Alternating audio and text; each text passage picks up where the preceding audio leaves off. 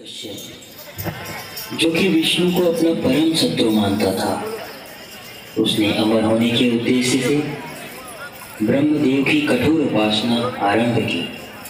ओम ब्रह्मदेवाय नमः। ओम ब्रह्मदेवाय नमः। ओम ब्रह्मदेवाय नमः। उठो हिरण्यकश्यप, उठो। मैं तुम्हारी तपस्या से प्रसन्न हुआ। मांगो, क्या वरदान मांगते हो? प्रणाम ब्रह्मदेव, मुझे अमर होने का वरदान चाहिए ब्रह्मदेव। यह वरदान मैं तुम्हें नहीं दे सकता। इस सृष्टि में जिसने जन्म लिया है उसकी मृत्यु निश्चित है। इसके बदले कोई और वरदान मांग लो। ऐसा हो। तो मुझे ऐसा वरदान दो कि मेरी मृत्यु न दिन में हो न रात में, न मुझे कोई देव मारे, न दानव, न पशु, न मानव, न पक्षी, न कीट, न अस्त्र, न शस्त्र, न कोई मंत्र से मारे, न ही कोई तंत्र से, न पृथ्वी में, न आकाश में, न अग्नि में, न पानी में, न घर के भीतर, न घर के बाहर। तथास्तु।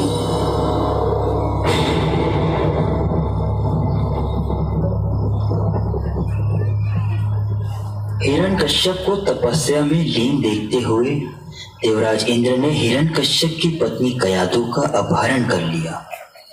कयाधु उस वक्त गर्भवती थी। यह दृश्य देखकर देवर्षि नारद ने कयाधु की रक्षा की और उसे अपने आश्रम ले आए। आश्रम में प्रतिदिन श्री हरि विष्णु का गुणगान होता था। इस कारण जन्म से ही प्रहलाद श्री हरि विष्णु का परम भक्त बन गया। मैं अमर हो गया हूँ, अब मुझे कोई नहीं मार सकता। विष्णु, मैं तुझे नहीं छोड़ूंगा। अब इस सृष्टि का भगवान केवल मैं हूँ। अत्यंत घमंडी हो गया। वह खुद को देव मानने लगा और दूसरों के ऊपर अत्याचार करने लगा। ओम नमो नारायणाय। ओम नमो नारायणाय। ओम नमो नारायणाय। ओम नमो नारायणाय। पुत्र प्रहलाद, पुनः हमारे समक्ष उस कपटी विष्णु का नाम नहीं लेना। श्री हरि विष्णु का नाम लेने में कैसी लज्जा। श्री हरि विष्णु तो इस सृष्टि के पालनहार हैं। वह तो हम सबके भगवान हैं। प्रहलाद, क्या तुम्हें हमारा इतना भी भय नहीं है? भगवान की भक्ति करने में कैसा भय। धूर्त बालक, हमारे बार बार मना करने के पश्चात भी तुम उस कपटी विष्णु का नाम लेना नहीं छोड़ते हो। भगवान का नाम लेने वाले भय को नहीं पहचानते। वो तो केवल भगवान की भक्ति को पहचानते हैं। तुम्हें हम जीवित नहीं छोड़ेंगे। सैनिकों, ले जाओ इसे और सबसे ऊंचे पर्वत से फेंक दो नीचे।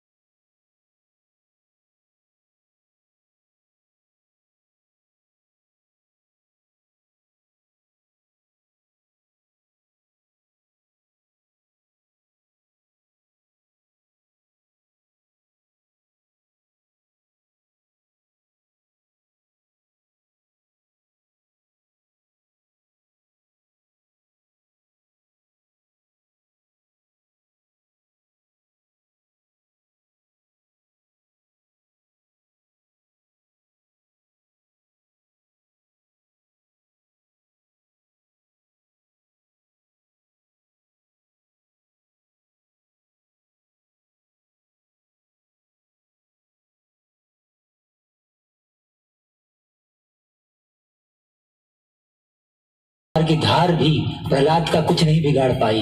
क्या?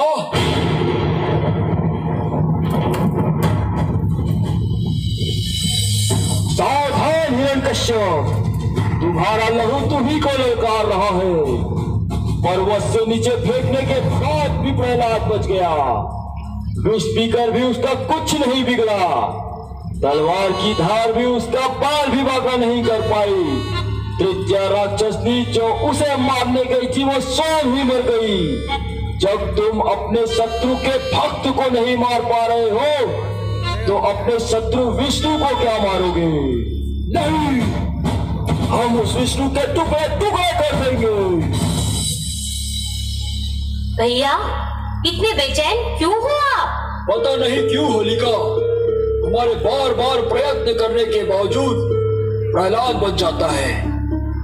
उसका अंत मैं करूंगी। हाँ भैया, कल प्रहलाद को गोद में लेकर मैं धधकती हुई आग में बैठूंगी। मुझे भोलेनाथ से अग्नि विजय वरदान प्राप्त है। कल इसे पूरा संसार देख लेगा जब प्रहलाद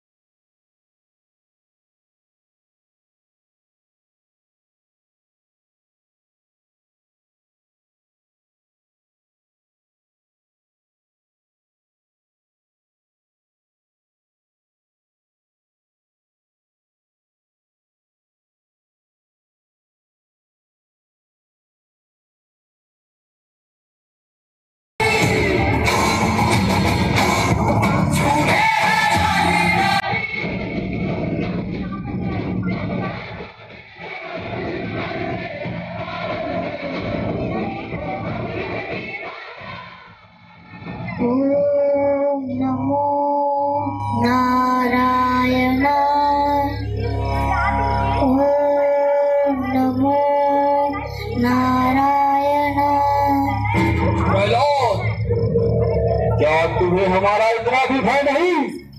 जिसका तू भजन गा रहा है वो झूठ है। जिसे आप झूठ कह रहे हैं वही सत्य है। सत्य है तो सामने क्यों नहीं आता?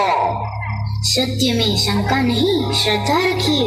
श्री हरि विष्णु तो हर जगह विराजमान है। वे तो जीव निर्जीव, आकाश, पाताल, पाषाण, पत्थर आप में, मुझ में, हर किसी में वास करते हैं। क्या निर्जीव में? तो क्या इस खंबे में भी है तेरा भगवान? तो हम अभी इस खंबे के टुकड़े टुकड़े कर देते हैं।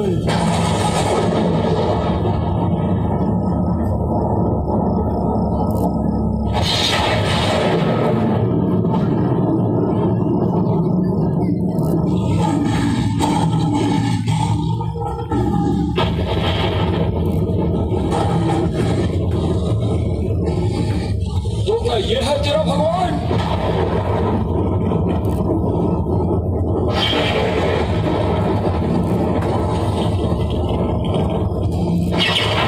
दुष्ट हिरण्यकश्यप, मैं तेरा काल हूं। मैं तुझे मृत्युदंड देने आया हूं। तू मुझे नहीं मार सकता। मुझे ब्रह्मा का वरदान प्राप्त है। मुझे इस संसार का ना ही कोई जीव मार सकता है, ना ही जंतु, ना ही सुर, ना ही असुर, ना ही मानव, ना ही पशु। तू मुझे नहीं मार सकता।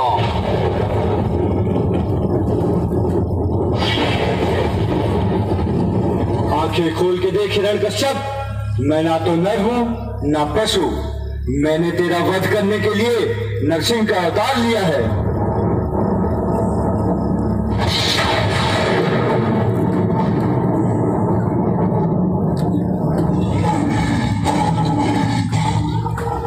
ना ही कोई दिन में मार सकता है, ना ही रात्रि में। ना भी दिन है ना रात्रि, संध्या वेला है।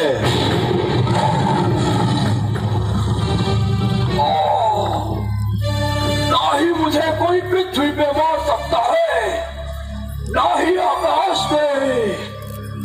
देख मूर्ख, ना तो एक पृथ्वी पर है ना आसमान पर। मैंने तुझे अपनी जंघा पर रखा है। मुझे ना ही कोई घर के भीतर मार सकता है, ना ही बाहर। मूर्ख, तू ना घर के भीतर है ना बाहर।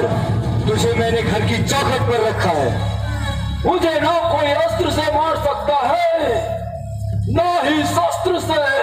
तो देख ले दुष्ट हिरण्यकश्यप, मैं ब्रह्मा जी के वरदान का मान रखते हुए तुझे मैं अपने नाखून से मार रहा हूँ। मुझे छल किया है मेरे साथ।